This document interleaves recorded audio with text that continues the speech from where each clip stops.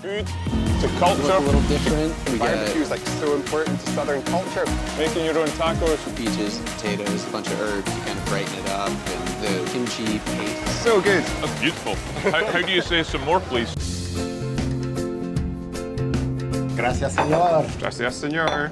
Tapas were born from being served on top of your beer so that when you're sitting out in a plaza having a beer, the flies wouldn't enter your beer. Kind of like that. So tapas has its origins in beer culture. In being una tapa. We've got to find a way to do that with the beer that we're making. I bet we can dig up some pan y jamon. How's your beer, Martin? Taste it and tell me what you think. It's a dry salmon pilsner. It's our dry salmon pilsner. Might be the next big thing, who knows? Owner Angel Panella explains to the guys how he cures his meat for at least 36 months in the highest quality sea salt to ensure a perfect dry age that reveals all the flavors of this legendary ham. Hot and humid. And it's important to slice it very thinly. Definitely, the thinner gives you more aroma. Just like the depth of color, the kind of marbling of the fat, it's just a beautiful thing to hold in your hand as well. And you can see even a little bit crystals like this, which are tyrosine crystals, and this is due to the long aging. Do you smell it? Do you eat it? Do So you chew it? first, I will put it on the hand, okay, just to become a little bit warm at your body temperature. Okay, you smell it, and then you can just eat it. It's so good. Amazing balance of like sweet, salty, meaty, nutty. It's insanely delicious. Meat, more salty. We will see if it's better a shoulder or a back leg. For me, this one, the saltiness is maybe a bit too overpowering, and the balance in this one is maybe perfect. I am between these two, but I would definitely prefer this one. I think you're right. You know, that ham with the slightly less saltiness, a light acidity of the Berliner Weiss, and the spice and the nuts, I think it'll be perfect. Wow, I will tell my wife, sometimes I'm right. We'll have another slice. What I love most about Spain is whatever people do, they do it with so much passion and so much enthusiasm, and you completely embody that with your love for hams. Thank you so much. Did you just say that whole closing piece with a mouthful of ham? It's the only way to finish this segment. I'm just going back to my hotel room for a while. Okay, see you. Which is also my room. So this is your place as well? So you are me. Did you not? Oh, yes, Mr. B, Mr. B. So how long have you had this place for? 2 years here. And barbecue is like so important to Southern culture. Why do you love making barbecue food? People really travel from up north to come down here just to get barbecue. It's like you can't really find anywhere else in the country like that. And have you always been a chef with barbecue food? I don't like to say chef because I've never been to culinary arts school. I kind of learned from my parents and grandparents. But yeah, I can cook anything, but barbecue is what I decided to open up a restaurant. So you've been doing this your whole life? No, I've been a welder. You're a welder before? Yeah, I welded for 10 years. Wow. So you learned the art of the flame welding, and then you turned it from metal onto pigs. Yeah, exactly. And that's what I love about the beer and food industry is you know, totally cross-pollinates, and there's people who are so passionate about beer and making beer, and then people who are so passionate about food and making food, and they want to help each other when times get tough. Yeah. Amazing barbecue food, fantastic local beers. We should just forget about shooting this episode and just stay here. All right, so this is a cold peach soup, just because it's so hot here in the summer. But is it gluten-free? It is gluten-free, vegan, dairy-free. It checks all the boxes without trying to, so it actually tastes good, hopefully. Oh, let's taste it.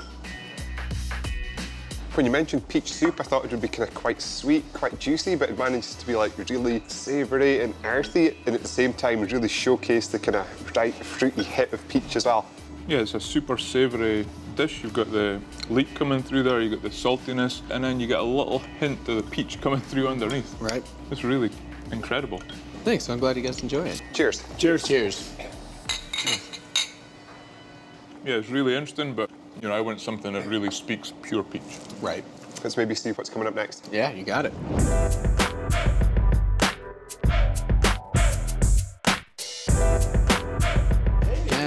Got some chicken wings. Yes. Thank you. I would literally eat wings the rest of my life. These don't look like normal chicken wings. These look incredible. These probably look a little different. We got the eggplant, the peaches, the potatoes, a bunch of herbs to kind of brighten it up, and the kimchi paste that's the sauce component for it. We get the whole chickens in, butcher them ourselves, so you get the flat plus the tip. Drumettes, a little more meat. So the only bad thing about this dish is the fact there was only 2 chicken wings, which I've now reduced to mere bones. Yeah, exactly. That's the beauty of fine dining. So you don't pay for what you get, you pay for what you don't get. That's the secret. I won't tell you. So this dish is good. We've got peaches in it, but I'm not sure if chicken wings is going to go too well in the beer. What's next up? We're gonna do a flan, traditional old school dessert, sort of an egg custard with caramel sauce that comes with it. I was thinking that darker caramel sweetness would work with that honey saccharin side of the peaches. And then we'll marinate them with some bourbon. So if there's bourbon in this dessert, how about we take the peachiness up another level? We will see if we can make shot glasses for bourbon out of peaches. We can pair the 2 together. Sounds good. I'm all about it. While the guys carve out their custom peach shot glasses, Jarrett heads back to the kitchen to create the third and final dish. Look at what's going on here. This is fancy. Looks like you know what you're doing. This really, really hits that sweet spot nicely. It Yeah. doesn't feel like a big sugar bomb, and it's a great showcase of what the peaches do naturally. I think we've found our peach. I mean, this peach flambéed in bourbon, I think would be perfect in beer. I think so too. Just amps up the intensity of the peach that's in this with the bourbon in there. This is delicious. So the bitterness from the Bene seed, we replicated with the hops going in the beer. Oh, yeah. And bourbon just makes everything, including life, better. That's a good point. Agreed.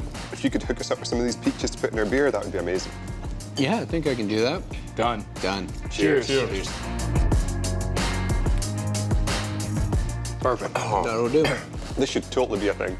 If only this table were a sink, we'd be in It's a bit sloppy, it's a bit messy, but it's delicious. That's part of it. So are the best things in life. So when it comes to having a brewery in LA, you have to have tacos. And so for us, this is our heart and soul when it comes to food, because this is Manny. Manny, Martin. He's our taco guy. Nice to meet you. So here in Boyle Heights, what does it mean to have a street food, making your own tacos right next to a brewery? Oh, it's huge. I mean, this is the taco mecca of the world. For me to be able to compete against the best, it's very huge for me. So would you say since you've been hanging out around indie brewing that your taste in beer are changing? Oh, for sure. I'm a Tecate guy and stuff like that, but this is a lot better beer, so I'm definitely getting used to it. To food, to culture, to great craft beer. With Manny and I, in our culture, we say, pa arriba, pa abajo, pa'l centro, pa dentro. Lovely. I don't know what was weirdest, almost kissing Martin or having that in my mouth. It's so salty as well, the juicy bit in the middle. Actually get into them a little bit. Oh, maybe not. He's coming with Martin. Yeah, I was looking for you then. So these are mealworms that have been oven baked to perfection. Absolutely. This one's still moving. Martin, you're just messing about with one. This is how you do it. There's some live ones in there. You'd have some beer with that. Just You chew. might want to space some out. It's really good for your working out. There's so much protein in there. There's about 100 grams of protein per mouthful. How's that taste? He looks like he's enjoying it, isn't it? Yes, look.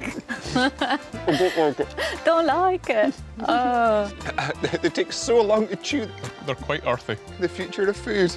Happy I'm not going to be living in the future. Delicious.